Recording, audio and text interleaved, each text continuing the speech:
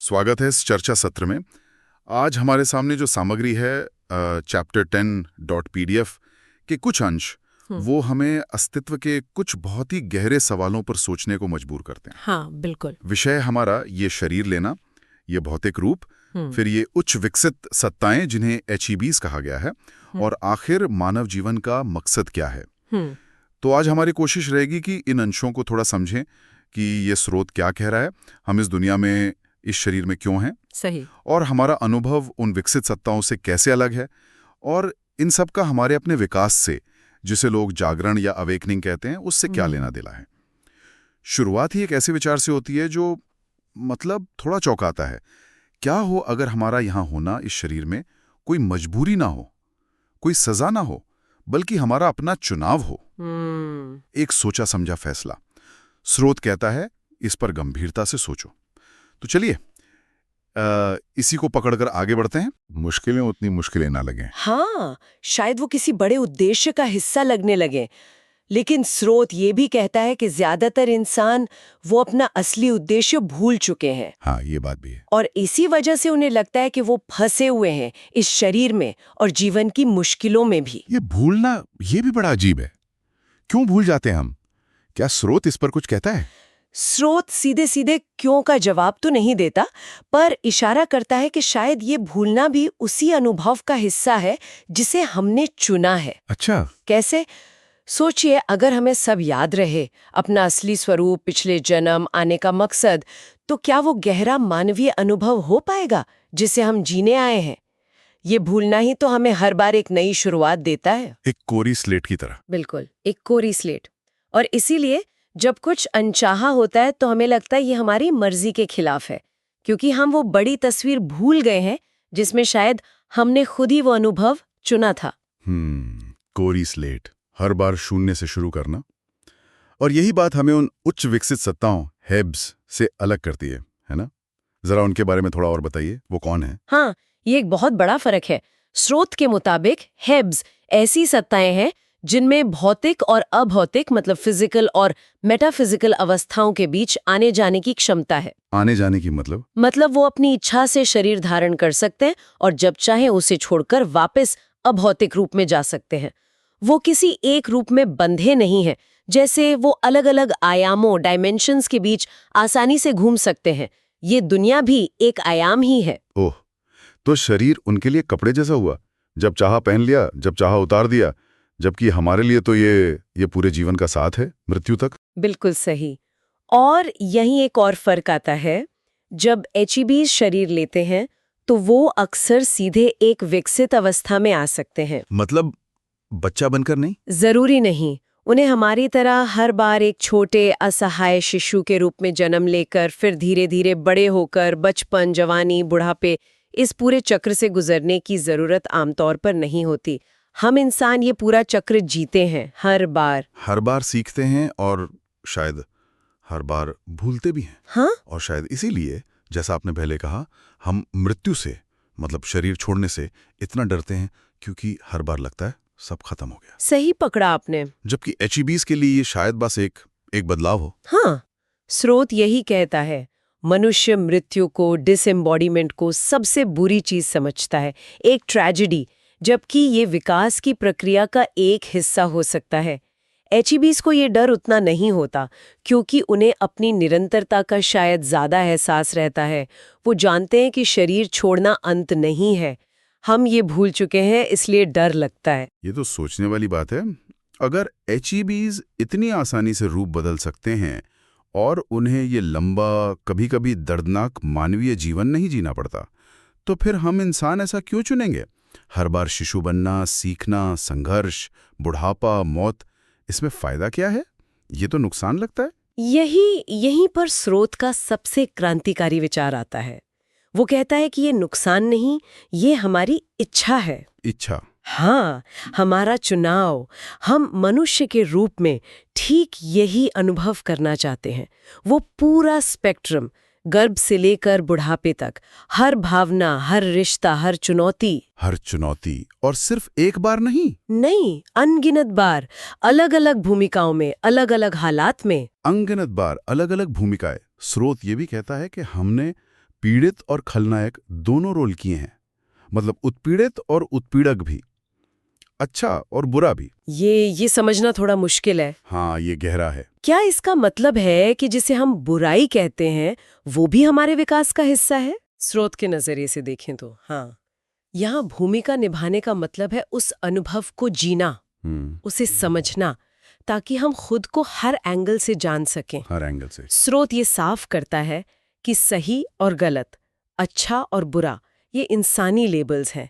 ईश्वर की नज़र में या परम चेतना की नज़र में ऐसे बंटवारे नहीं हैं।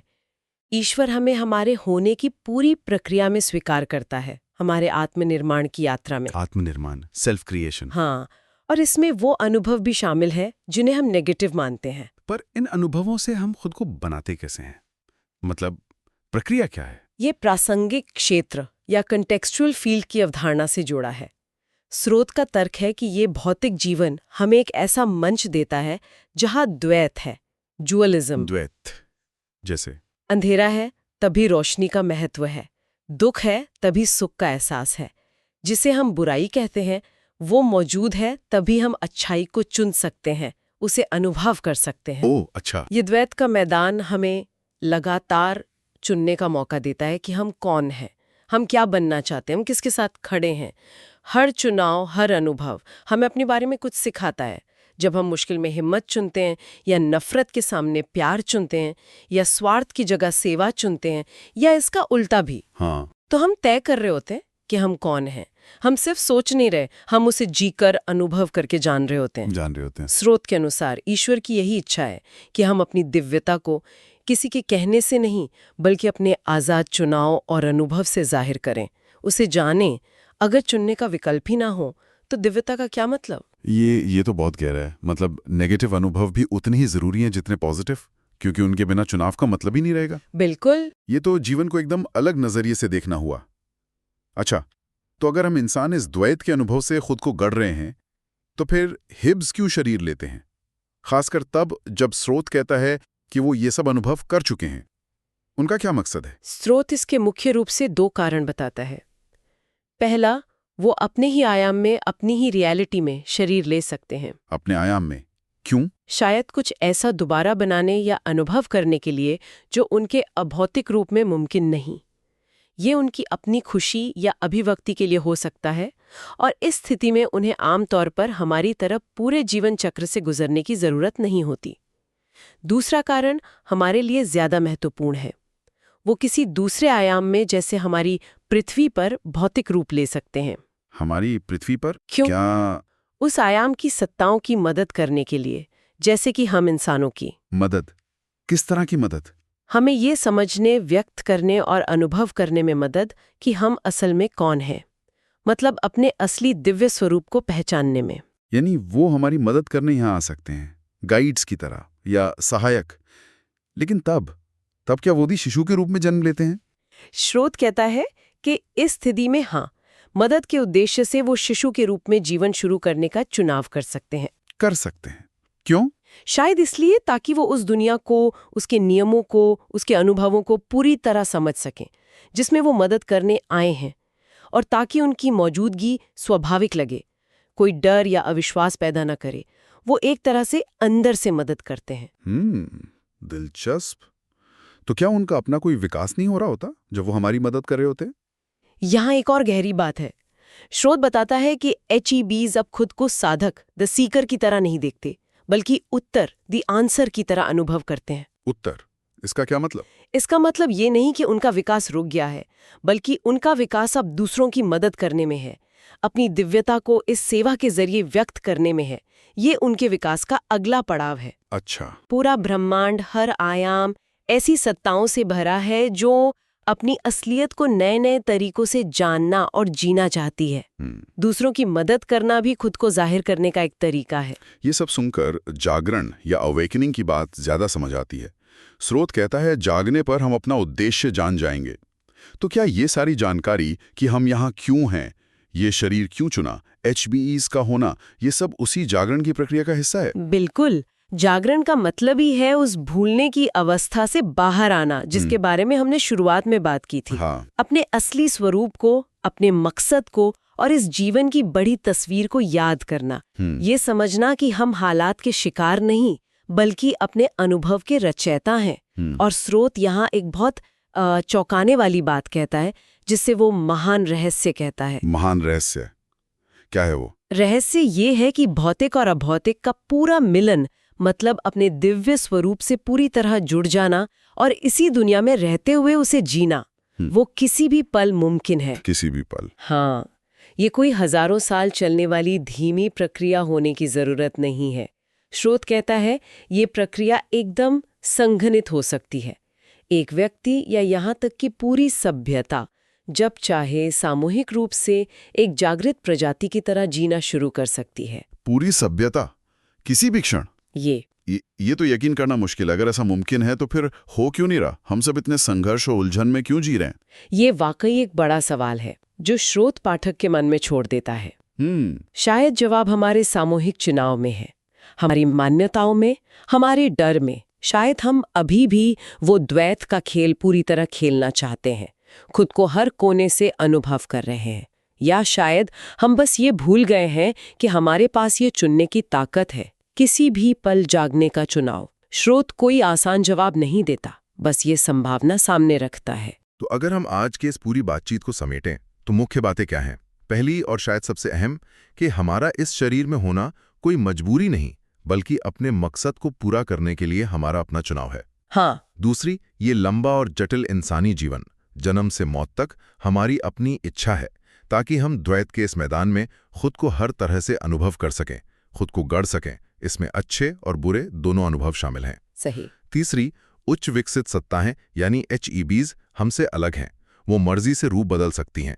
उन्हें हर बार बच्चा बनने की जरूरत नहीं और वो दूसरों को जगाने में मदद करने के लिए भी शरीर ले सकती हैं। और चौथी, जागरण का मतलब है अपने असली उद्देश्य और स्वरूप को पहचानना, और इस जीवन को बोझ या सजा नहीं, बल्कि खुद को जानने और जाहिर करने का एक मौका मानना। और आखिर में ये विचार कि पूरा जागरण वो किसी भी पल मुमकिन है। बिल्कुल सही सारांश। आपने सारे मुख्य बिंदु पकड़ लिए। और जैसा आपने कहा, ये आखिरी विचार के पूरा एकीकरण और जागरण किसी भी पल मुमकिन है, अकेले भी और सबके साथ भी, ये शायद सबसे ज्यादा सोचने पर मजबूर करता है। हाँ, ये तो है। और इसी से जुड़ा एक सवाल मैं श्रोताओं के लिए छोड़ना चाहूंगी, जो सीधे स्रोत के इस महान रहस्य से निकलता है।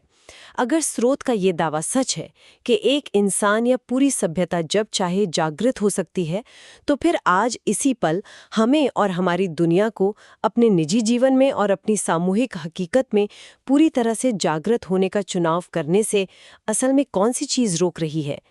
क्या ये बाहरी हालात है या हमारी अपनी अंदरूनी मान्यताएं और चुनाव? इस पर सोचना शायद हमें अपने जीवन और अपनी दुनिया को एक नई नज़र से देखने में मदद कर सकता है।